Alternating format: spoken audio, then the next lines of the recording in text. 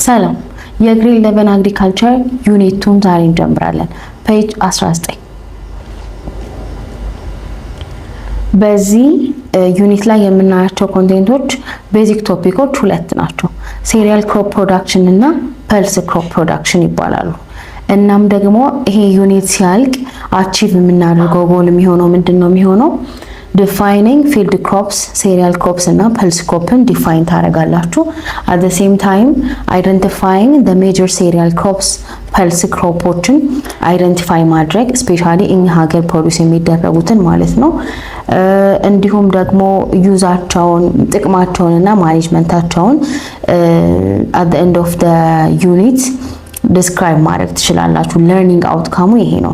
ሌላኛው the status of cereal እና ፐልስ ክሮፕ ፕሮዳክሽንን ማወቅ ነው። ምን አይነት ሁኔታ ላይ እንዳለ ማወቅ ነው። አራተኛው explaining the growth requirement of the major cereal crop እና ፐልስ ክሮፖች ናቸው። ምን ማለት ነው? ለማደግ የሚፈልጉት መሰረታዊ ነገርን ስፔሻሊ የሜጀር ክሮፖቹን አይደንቲፋይ ማድረግ ነው አላማው። ፋይናሊ ይሄን አቺቭ እናደርጋለን ማለት ነው። ለዚህ ወደ ፔጅ 20 እንሄድና let's start from the brainstorming ጥያቄዎች አሉ። ለምሳሌ መጀመሪያው ጥያቄ ምን ይላል? what types of food crops do you know? ምን አይነት ፉድ ክሮፕ ነው የምታውቁት? ሲባልም ሲጠራም እንዲሁ ሰዎች ሲያወሩ የምታውቁት ፉድ ክሮፕ ምን አይነት ነው? ሁለተኛው what are cereal crops? አይ ቲንክ ዩኒት ዋን ላይ ነካክተነዋልና ትንሽ መመለስ የሚያቅታቸው አይመስለኝም። ሴሪያል ክሮፖች እነማን ናቸው? እንዲሁም ደግሞ 3 ኤግዛምፕል ስጡ።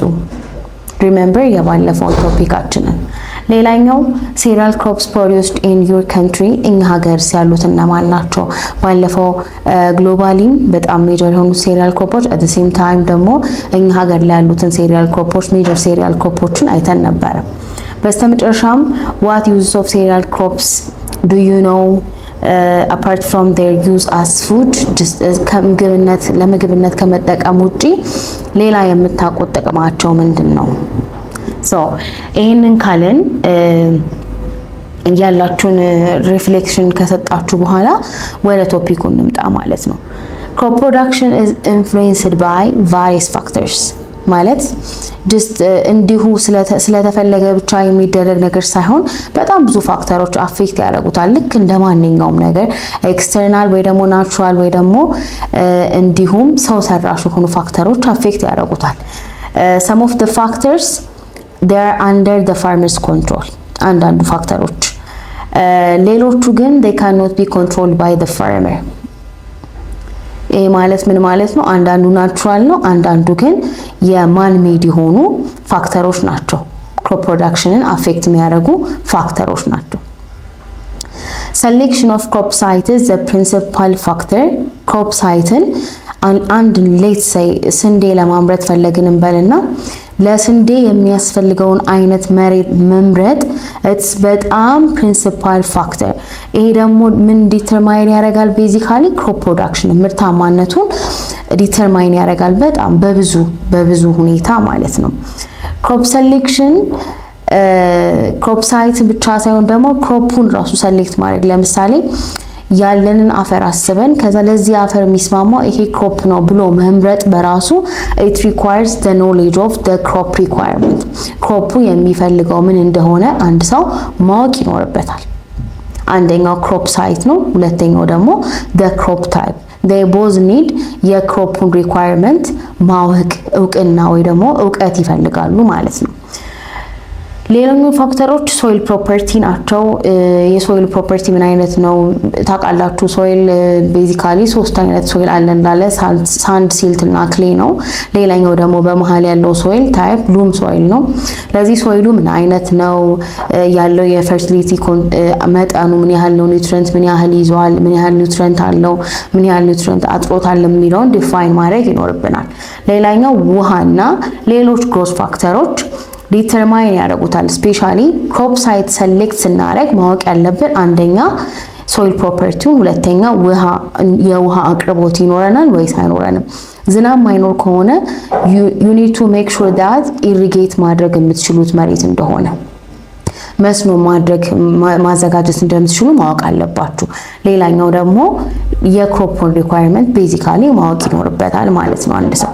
ሶ ይሄንን ካልን ለምሳሌ ሌትስ ሴይ ባለፈውም ብለናል ሜዝ፣ ዊት፣ ራይስ፣ ባርሊ፣ ሶርገም ያልናቸው ሴሪያል ክሮፖች የነሱ የሶይል ሪኳየርመንት የአፈር ሪኳየርመንታቸው ስራ ስር ይሄ ከመሬት ስር የሚበቅሉ ለምሳሌ እነ ድንች እነ ስኳር ድንች ከሚፈልጉት የአፈር አይነት ይለያል። ቤዚካሊ አንድ አይነት የአፈር አይነት ሁለቱም አይፈልጉም። ስለዚህ ለአንደኛው የማይመች ፕሮባብሊ ለአንደኛው ደግሞ ኮንዱሲቭ የሆነ የሶይል ኢንቫይሮንመንት ያለበት ቦታ ሊሆን ይችላል። ሌላኛው በጣም ኢምፖርታንት ነገሩ ምንድነው የሚሆነው ቤስት ክሮፕ መመረጡን እርግጠኛ መሆን አለባችሁ። ለዛ ቦታ የሚሆነው ቤስት ክሮፕ መመረጡን you need to make sure እሱ መሆኑን። ሌላኛው ያንን ሶይል ትክክለኛ ፊት የሚያደርገውን ክሮፕ ታይፕ መምረጣችሁ። ስለዚህ በጣም ትልቅ የክሮፕ ፕሮዳክሽን አፌክት የሚያደርጉ ነገሮች ዋነኛው ክሮፕ ሳይት ሴሌክሽን እና ክሮፕ ታይፕ። የክሮፑ ታይፑ ደግሞ የክሮፑን እውቀት ይጠይቃል ኢንክሉዲንግ ዘ ሶይል ምናምን የመሳሰሉትን ቤዚክ ኖሌጆች ሪኳየር ያደርጋል ማለት ነው። ገበሬው በራሱ ለምሳሌ ሌትስ ሴይ ዌት ደጋግመን እያነሳን ስለሆነ ዌትን በል ዌትን ከሆነ መዝራት የፈለገው ለዛ ዌት ያዘጋጀውን የመሬት መጠን ጀስት አሎኬት ማድረግ መቻል አለበት። ቶታሊ ይሄን ያህል መሬት ነው ያለኝ ብሎ ማለት ነው። ስለዚህ ያ ደግሞ ምንድነው ለማኔጅመንት ለስፔሲፊክ ክሮፕ ማኔጅመንት ከዛ ደግሞ ማክሲመም ይልድ አቺቭ እንድናደርግ ያደርገናል ማለት ነው። ማኔጅመንት ፕራክቲሶች ስንል ምን ማለታችን ነው? ያ ማለት አንድ ክሮፕ ከተዘራ ጀምሮ ከመዘራቱ ሰዓት እስከ ቶታሊ ሃርቨስት እስከሚደረግበት ሰዓት ሃርቨስትም ተደርጎ ፖስት ሃርቨስት ስቶሬጅ ፋሲሊቲዎችና የመሳሰሉት ትራንስፖርቴሽን ይሄ ሁሉ ማኔጅመንት ፕራክቲሶች ናቸው። ሶ ማኔጅመንት ፕራክቲሶቹ ምን ያካትታሉ? የመጀመሪያው አፕሮፕሪየት ፕላንቲንግ ታይም። ክሮፕን ስንዘራ ትክክለኛው የክሮፕ መዘራት ያለበት ሰዓት መሆኑን እርግጠኛ መሆን አለብን። ሌላኛው ፕላንቲንግ ዲስታንስ ነው። ዩ ኖ ክሮፖች ናውዴይስ ያው በብዙ ሳይንቲፊክ ኢምፕሩቭመንቶች ብሮድካስት ጀስት እንደዚሁ ዝም ብሎ ነበር የሚዘሩት ላይክ እንዲሁ ያለ መስመር መዝራት ብሮድካስቲንግ ማለት ነው። ትሩ ታይም ግን ኦልሞስት ሞስት ኦፍ ዘም ኢቨን ብሮድካስት የሚደረጉ እነ ጤፍ እንኳን ሮ ፕላንቲንግ ተጀምሮላቸዋል ማለት ነው። በመስመር መዘራት ጀምረዋል። እንዲሁ አይበተኑም ጀስት እንዲሁ አይበተኑም ኢን ሴንስ በመስመር ሳይሆን ፊልዱ ላይ ይችላል ብለው የሚያስቡትን የዘር መጠን ይበትናሉ። ያ ነው የሚያድገው ማለት ነው። ግን ይሄኛው ፕላንቲንግ ዲስታንስ መስመርን ተጠቅሞ ያ ማለት በአንድ መስመርና በሌላ መስመር መሃል የራሱ ዲስታንስ ይኖራል። በአንድ ፕላንትና በአንድ ፕላንት መሃል ደግሞ ሌላ ዲስታንስ ይኖራል። ያ ማለት በጣም የዚህ ቤዚክ ጥቅሙ ፕላንቲንግ ዲስታንስ አንደኛ ለማኔጅመንት በጣም ይጠቅማል። ያ ማለት ሴይ ውሃ ለማጠጣት፣ ኬሚካል አፕላይ ለማድረግ፣ ዊድ ለማድረግ የመሳሰሉት በጣም። ሌላኛው ለፕላንቱ ደግሞ ብናወራ ፕላንቶች በተቀራረቡ ቁጥር የንጥረ ነገር ወይ ደግሞ የኒውትሪየንት ሽሚያ በጣም አለ። ኮምፒት ያደርጋሉ ኒውትሪየንት ለማግኘት፣ አፈር ለማግኘት፣ ሰንላይት ለማግኘት። ስለዚህ ያንን አቮይድ ለማድረግ we need to have planting distance especially መስመሩን የሌትስ ሴይ ናሽናሊ ሪኮመንድ የተደረገውን ለምሳሌ 70 በ30 ያ ማለት ምን ማለት ነው? በመስመሮች መሃል 70 እንደን በፕላንት መሃል በአንድ ፕላንት እና በሌላ ፕላንት መሃል ደግሞ 30 ሴንቲሜትር መጠቀም እንደዛ ለማለት ነው።